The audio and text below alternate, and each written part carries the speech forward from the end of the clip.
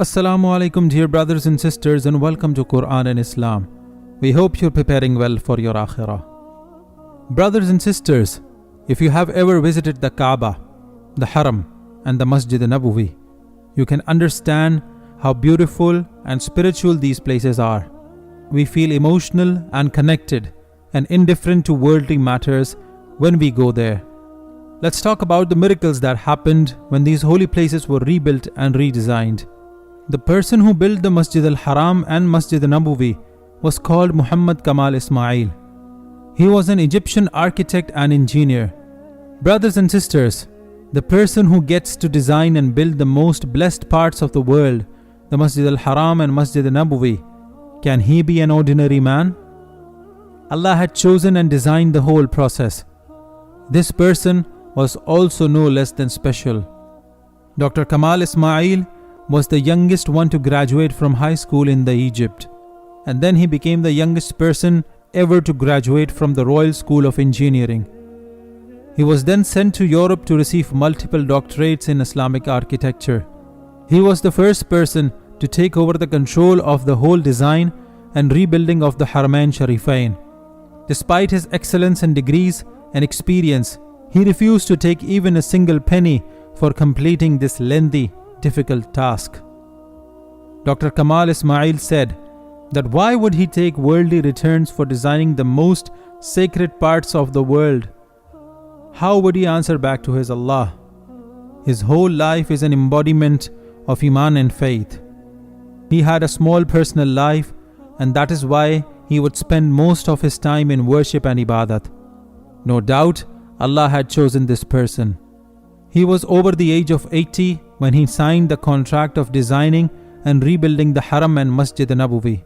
And after that, he spent his years working for the sacred places without any media coverage or spotlight. Not just the architect, the design and build of the Haram and Masjid Nabvi are miracles in their own nature. The building material used here is the rarest in the world. If you have been lucky enough to visit these blessed holy places, you will know that despite the scorching heat of Saudi Arabia, the floor of the Haramain Sharifain is cool to touch. This is because the white marble used there is a rare kind of snow-white marble found in Lebanon.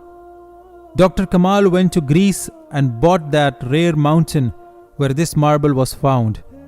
It is known for its extraordinary shine and white color and thermal properties. It gets rid of the heat in the air and feels cool to touch on the surface. When the construction of the Masjid Nabvi began, the King of Saudi Arabia asked Dr. Muhammad Kamal Ismail to use the same snow-white marble. The marble he had bought for the Haram was 15 years ago. He wasn't sure if that company still had it. Anyways, he went to meet the executive and told him the story. As expected, the marble had been sold out completely. Dr. Kamal left the room, but just as a ray of hope, he asked the secretary to please find the person who bought that marble. She said, "It is difficult, but you can drop your number and I will let you know if I receive any information." The next day he received a call from the secretary. She had found the company who bought the rest of the marble 15 years ago. When he looked at the details she sent, Dr. Kamal was astonished. The company was based in Saudi. He immediately took his flight, landed in Saudi Arabia, and went to meet the owner of the company. He told the whole story. The owner of the company asked his staff to check where they used that marble. Surprisingly enough, the marble was still there in their storage. For 15 years, that marble was waiting for Dr. Kamal to come and use it for the building of Masjid Nabvi. He broke into tears, gave the owner of the company a blank check and asked him to charge whatever he wants to. The executive of the company refused to take a penny. Brothers and sisters, we are talking about the Masjid Nabvi, the mosque that Rasulullah Hazrat Muhammad sallallahu alaihi wasallam built with his own hands. This was the place which his she-camel chose. And this is the masjid in which the Khalifa Rashideen, Hazrat Abu Bakr and Hazrat Umar radiallahu ta'ala anhuma put the bricks side by side, equal to the Prophet's brick. This was the holy place where Hazrat Aisha and Hazrat Sauda radiallahu ta'ala an had their homes.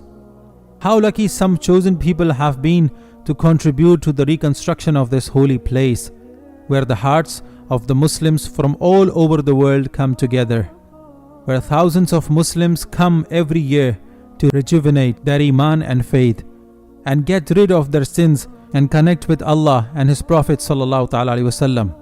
This makes us extremely nostalgic and emotional, knowing that this man has spent his precious experience, time and years in building the Masjid Nabvi with full heart and passion. He could have taken other projects and made billions and left a lot of money for his coming generations.